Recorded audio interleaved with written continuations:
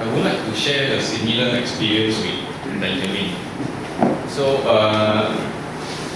I'm quite active in the cyberspace to raise awareness among the youth. So last week I went to a community center. I was basically exchanging thoughts with the youth. I mean, by youth I mean like 35 to 30 or that range. So I mean they are the same people who keep complaining and they make a lot of noise now. So like Haris said, I asked them one question: are you registered? 90% of them say no. No, but when it comes to complaining, whining, and all kind of stuff, they can. I mean, I told them that you can win the gold medal.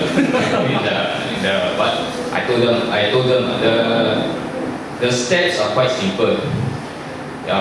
They just have to go to the post office, any post office, to register their as a portal. And the process it takes around 15 minutes or less. That's what I want to say. Thank you. Can I just share this with you also, Benjamin? You were talking about your young nephews, nieces. On the 3rd and 4th of April, a initiative called Voice Your Choice that's being launched by this amazing group of young citizens. Their idea is to make the idea of voting, the idea of registering, the idea of empowering yourself, the idea of taking ownership of the country fun. They said, Uncle Haris, you don't come because you're boring. So youth do. No, so there are efforts like this out there. All right, there are numerous youth efforts. If your nephews, your friends, the young friends, relatives, if they do go on the internet, Saya Nak Bangsa Malaysia website carries a link to this initiative. I think it's going to be a very, very powerful. These guys, these young Anak Bangsa Malaysia have vowed to make it their mission within the next 12 months to register 2 million of the 5 million outstanding voters. And I'm looking at them. I think even if they don't hit 2 million, they won't be too far from it because they've got the drive in them. So ask these friends, go in, look at it. It's a fun youth thing, right? And if that doesn't work, then I think, as Navin said, patiently just keep pushing. This is what I do. I call them and nag them. I said, I'm not going to stop nagging you until you produce to me the receipt. Right? So, you just have to try different things with different people. Don't forget your car. Yeah, my mechanic, the mechanic, I said, I'm not going to pay the bill until you register.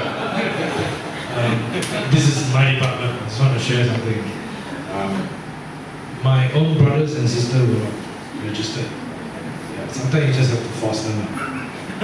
That's one way. The other way is patience. The other way is, I think, parents and older people, what we say, maybe a bit dry and heavy to them. The things that we forward them in an email, who got arrested, who got this and that, which political party, who got sodomized and all that.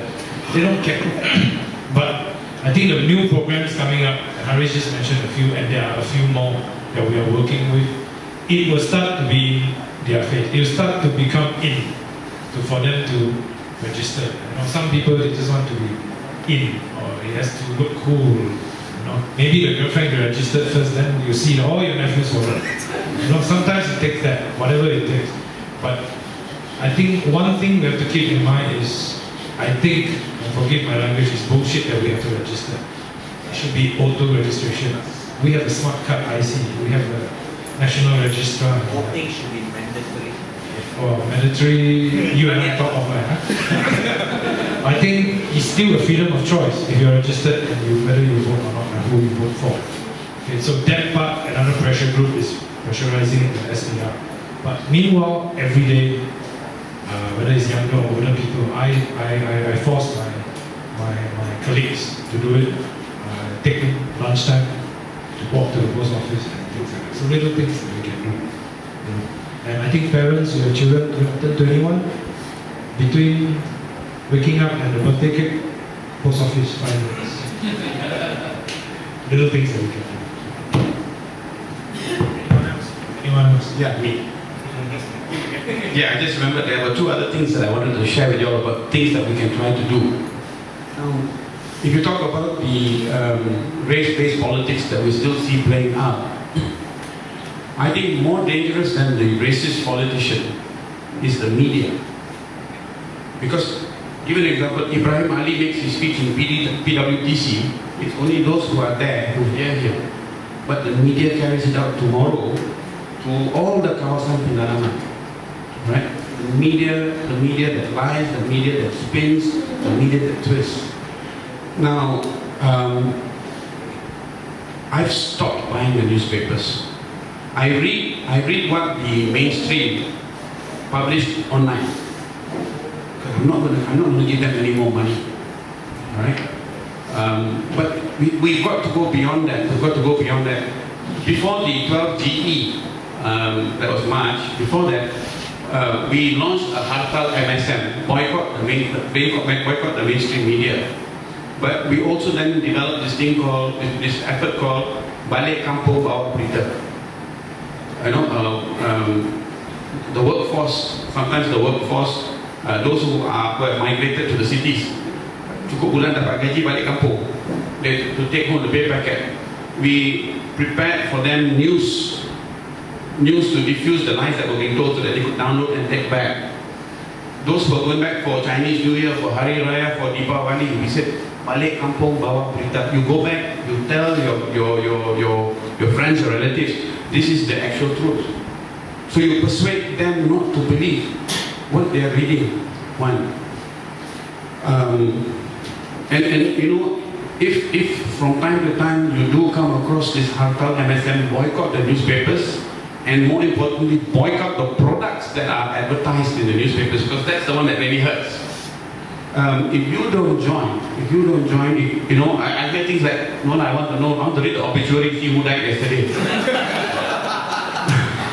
Alright? I mean, people, we're fighting a war. Now that's one. Now the other thing is, you watch just now 10 tahun sebelum Merdeka, how one day they hartal and they shut down the country. Last year when Perak fell, there was an effort to try to get a one-day hartal in Perak. I was told that the parties that opposed this were basically Pakatan. And one particular party in Pakatan. Why? Because the business community there said that they were not prepared to suffer that one-day loss. Now, you can see how far removed we are now to that community in 1947, 1948. Right? We are not prepared to make that one-day loss. I think we need to think about this, because if you think about it, there's a lot of discussions out there about nak hartal tak? If this happened, nak hartal tak? Because a lot of people are thinking, look, hartal for a lot of people is safe. You don't have to go to the street to protest. You don't have to bersemuka dengan FRU. Duduk rumah lah. Just sit at home. But if you're not prepared to do that, susah lah.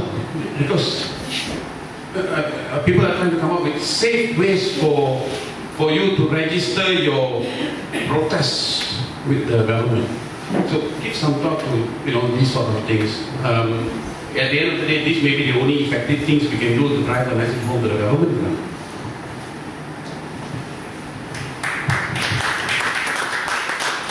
Anybody else? One more question? Last question? Going once? Going twice? Okay, sold. Thank you very much everybody for coming. This was fantastic. You didn't even know this was going to happen. You made it happen. Great. Go back there, bring your message, and let's all make our country a better country. Thank you.